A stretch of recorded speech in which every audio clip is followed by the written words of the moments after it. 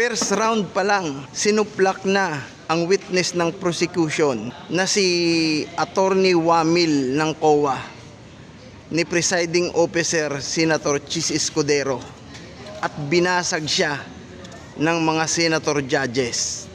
Tara mga abyan, sama-sama po natin itong panoorin at reaksyonan.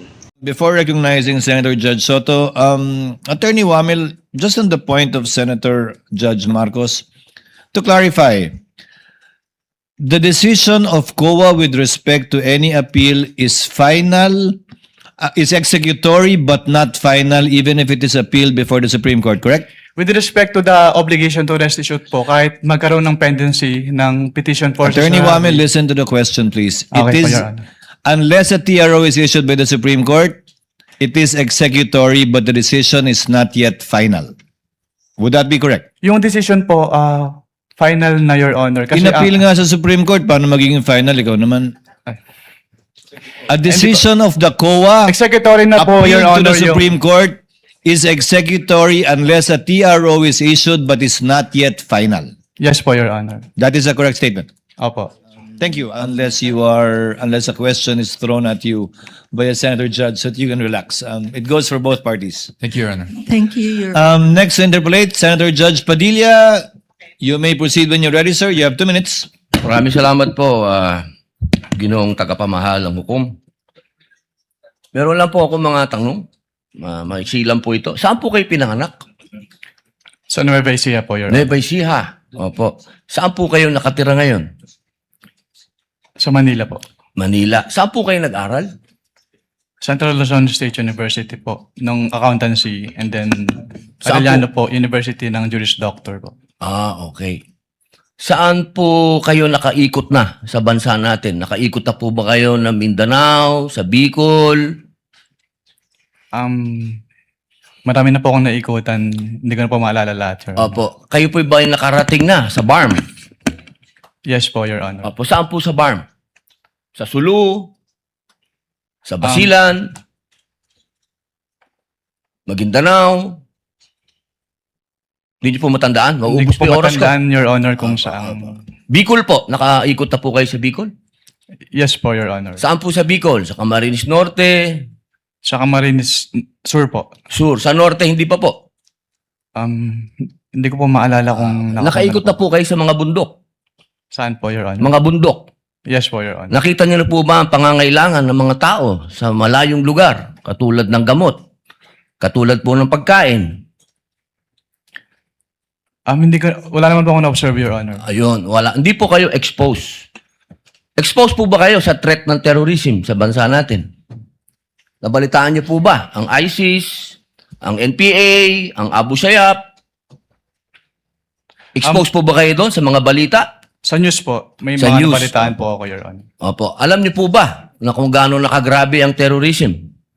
Wala po akong threshold, Your Honor, to determine that. Wala po. Pero kayo po ang humahawak ng investigasyon patungkol sa confidential fund. Tama po ba? Hindi po siya investigation, evaluation po. Evaluation. Ako, tama-tama. Ibig po sabihin, kahapon po, sinabi ninyo na gumawa lang kayo ng preliminary investigation. Tama po ba? Preliminary inquiry. Hindi po, part po siya ng process namin na mag-issue po kami ng AOM. Opo. So, ibig po sabihin, kahapon kasi narinig ko parang yung ginawa nyo, preliminary lang.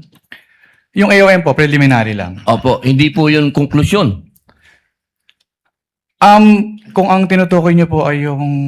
Meron po kasing provision as to the joint circular as to tinatawag na prima facie. Pakisagot na lang po kung conclusion ba po yun? Final? Hindi po kasi we require So, hindi them- po final. Based Boss, on the AOM po, konti lang po oras ko, hindi po final. sa AOM po, yung AOM po hindi pa final. Hindi po final. Opo. Kayo po ba ay naniniwala na ang mga confidential agent dapat magpakilala? Sabihin ng kanilang mga totoong pangalan? Wala pong provision as to that po sa joint circular, Your Honor. Opo. Kayo po mismo, palagay niyo po, sa personal po ninyong pagkakaintindi, ang mga confidential agent dapat po bang magpakilala? Since that calls for an opinion, hindi po ako authorized to express that, Your Honor. Ano pong definition niya ng confidential? Based on the joint circular po, ang confidential expenses ay yung... Hindi po expenses, confidential lang po. Bilang kayo po ay abogado, ano pong pagkakaintindi niyo sa confidential? classified po, Your Honor. Okay.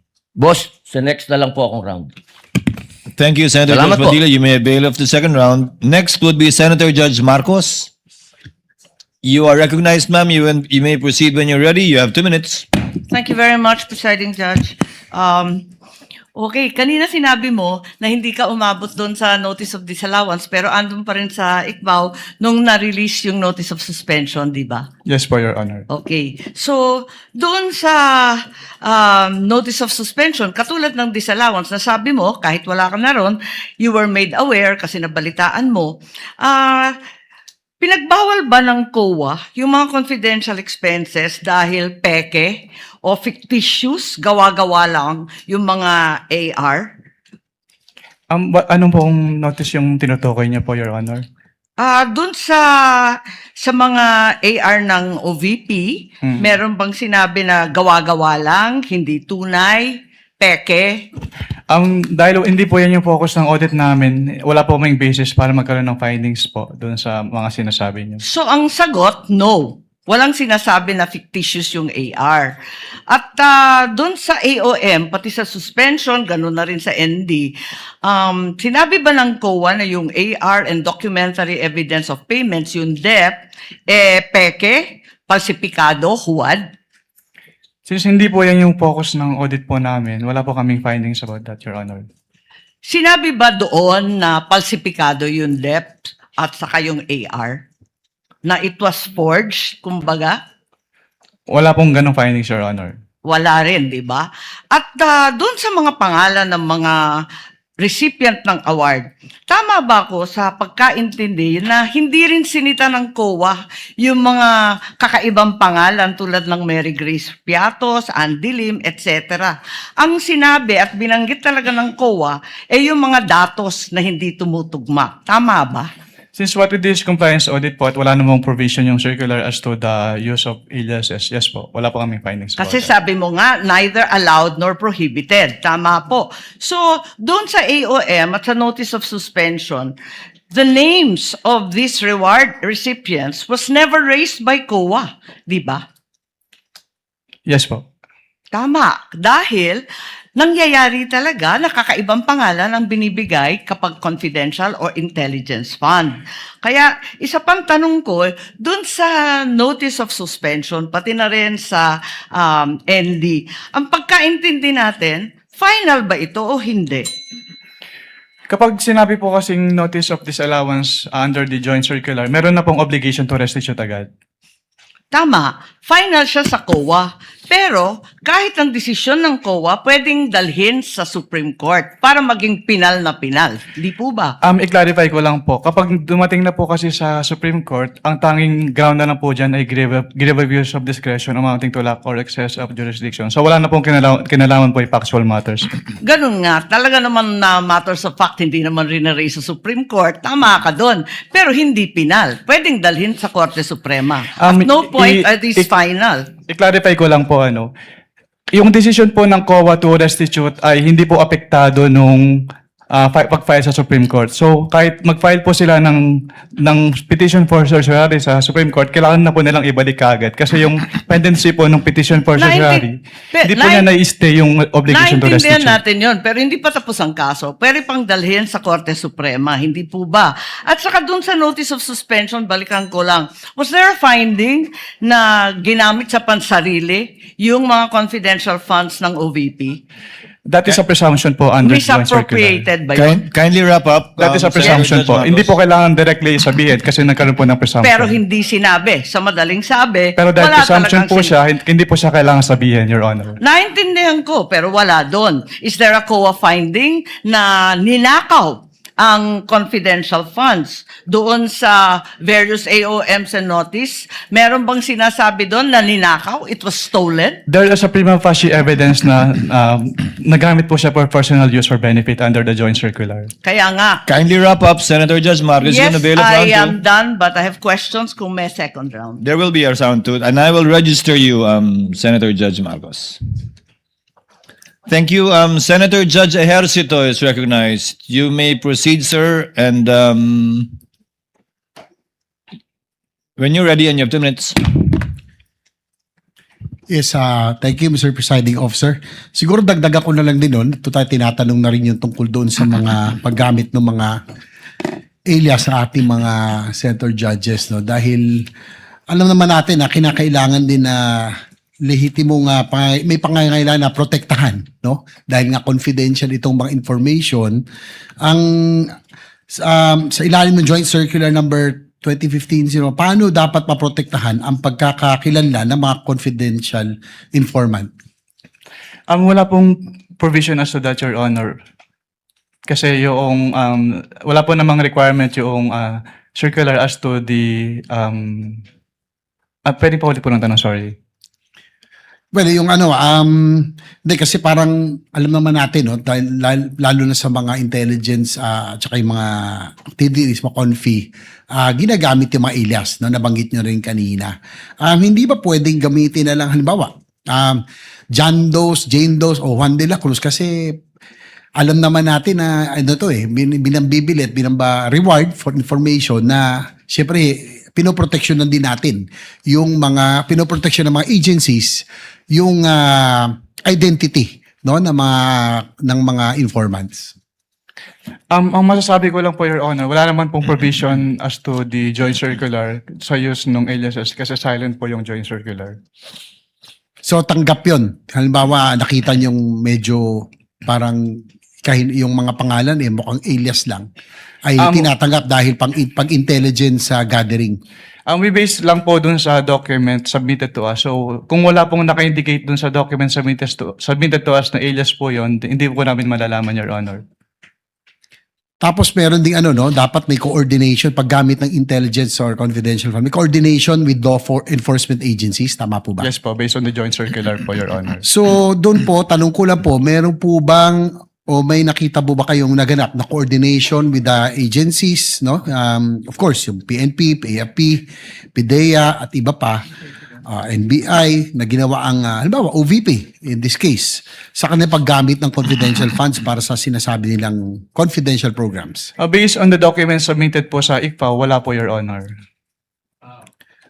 Dahil sinasabi ng ng joint circular, kung di ako nagkakamali, na kailangan may proper coordination ang paggamit ng confidential funds with these law enforcement agencies. Yes po, based po on the joint circular, Your Honor. Isa ba ito sa mga findings ng COA sa IOM o sa audit observation memo or notice suspension or notice of disallowance na inilabas laban sa OVP, yung walang coordination? Wala po kaming naging findings about dyan, Your Honor. Last, Mr. Presiding Officer, doon sa course ng iyong audit, Mr. Attorney Wamil, did you see any evidence o may ebidensya ba kayo na si Vice President personally ang tumanggap, ang nakakuha o nagbenepisyo doon sa Confidential Intelligence Fund? Based on the documents po, wala po, Your Honor. Wala po akong personal knowledge about that po.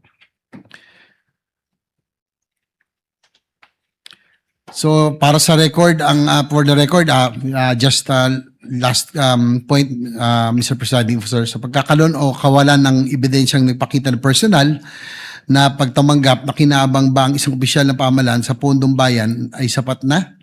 O upang matukoy kung may umiira na pananagutang administratibo, sibil o kriminal?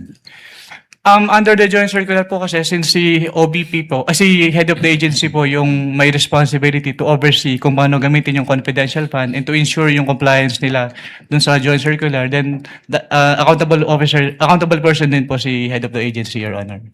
So last question, Kindly wind up. Mr. President. Upang maging malinaw ang inyong testimonya nang sabihin ninyong wala kayong nakitang ebidensya na ang pangalawang Pangulo mismo ang tumanggap, nagpanatili o nakinabang sa confidential intelligence, inilahad lamang ba ninyo ang inyong audit findings at hindi kayo nagbibigay ng legal na konklusyon hinggil sa pagkakaroon ng kawalan ng pananagutan? Is it based on your audit findings or legal conclusion hinggil sa pagkakaroon ng liability? Based po sa audit findings, Your Honor. Kasi nilalagay po namin yung persons accountable dun sa aming ini-issue po. Okay, thank you, Mr. Presiding Officer. Thank you, Senator Judge JV.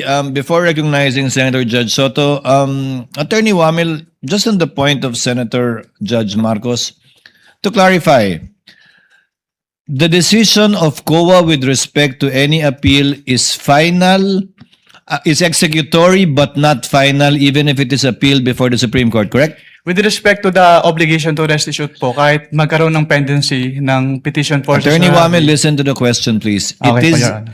unless a TRO is issued by the Supreme Court, it is executory but the decision is not yet final. Would that be correct? Yung decision po, final na, Your Honor. Kasi Inappeal nga sa Supreme Court, paano magiging final? Ikaw naman. A decision of the COA executory na po, Your appealed to Honor. the Supreme Court is executory unless a TRO is issued but is not yet final. Yes po, Your Honor. That is a correct statement. Opo. Thank you. Senator. So ayan mga abyan, ninyo pong napanood itong ating reaction video. At napanood ninyo kung paano binutata ni si Senator Chis Escudero, ang ating presiding officer dito sa impeachment trial ni BP Sara. At kayo na po ang bahalang mag-analisa at humusga. At ito po ang inyong abyan, RCG Political Vlog, na nagsasabing mahalin po natin ang Pilipinas, mahalin po natin ang demokrasya, at mahalin po natin ang susunod na henerasyon. Syukran.